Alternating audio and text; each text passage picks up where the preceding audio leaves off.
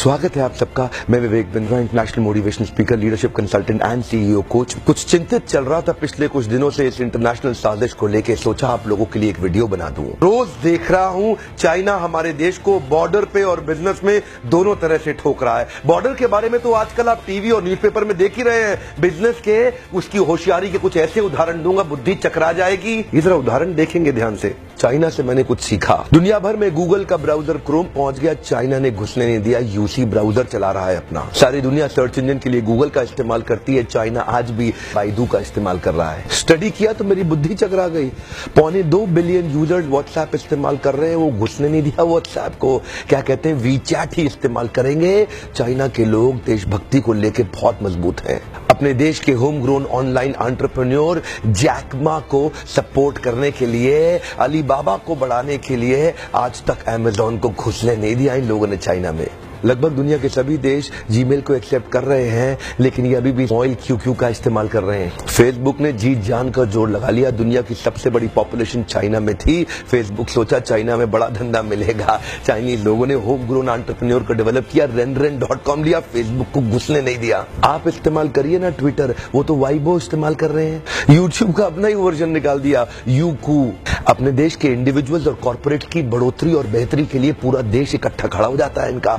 देश की बढ़ोतरी और बेहतरी के नाम पे सारे एक हो जाते हैं चाइनीज। आप कितना भी बैन कर लो, चाइना आज हिंदुस्तान के अंदर 7 लाख करोड़ का $100 बिलियन का एक्सपोर्ट कर रहा है। लगभग $100 बिलियन से ज्यादा का सामान हम खरीद रहे हैं और $5 बिलियन से कम का सामान हम वहां बेच पा रहे हैं। $95 बिलियन से ज्यादा का ट्रेड डेफिसिट है। चाइना अपने घर में किसी को नहीं घुसने देता, बाकी पूरी दुनिया में घुस गया है। ओप्पो और वीवो दोनों का मालिक एक ही है और हिंदुस्तान में इस प्रकार घुस गए हैं कि घर घर जाके ही मानेंगे।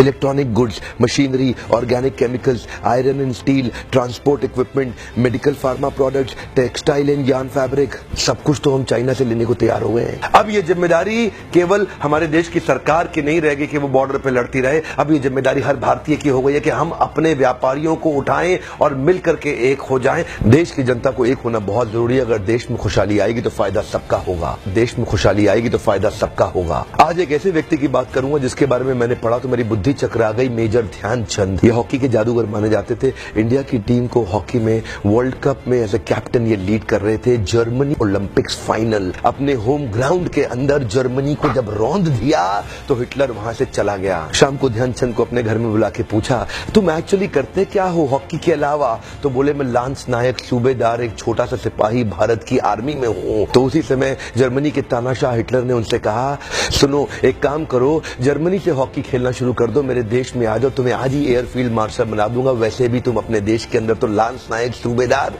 तुमको कोई नहीं पूछने वाला, तुम्हारा देश तुम्हें कुछ नहीं देगा। ध्यान दीजिएगा। तभी मुस्कुराते हुए हमारे देश के उस वीर सिपाही ने हिटलर को निडर आवाज में जवाब दिया कि मेरे देश की जिम्मेदारी नहीं है मुझे आगे बढ़ाने की, ये मेरी जिम्मेदारी है कि मैं देश को आगे बढ़ाऊंगा। हाँ, मेरे देश की जिम्मेदारी नहीं है मुझे आगे बढ़ाने की, ये मेरी जिम्मेदारी है कि मैं अपने देश को आगे बढ़ाऊंगा। आज मैं आपसे पूछता हूं, आज मैं आपको चुनौती देता हूं। और क्या चुनौती दूंगा? मैं चाहता हूं आप अपने आप को चुनौती दें कि आपकी क्या जिम्मेदारी बनती है देश को आगे बढ़ाने की। मैं आपसे पूछता हूं, आज एक सोचने का दिन है, समझने का दिन है। मैं आपको याद दिलाना चाहता हूं कि क्या आप कुछ ऐसा कर सकते हैं जिससे देश का कुछ फायदा हो? क्या आप कुछ थोड़ा बहुत ऐसा कर सकते हैं जिससे देश में खुशहाली आए? कम ऑन, देश में खुशहाली आएगी तो फायदा सबका होगा।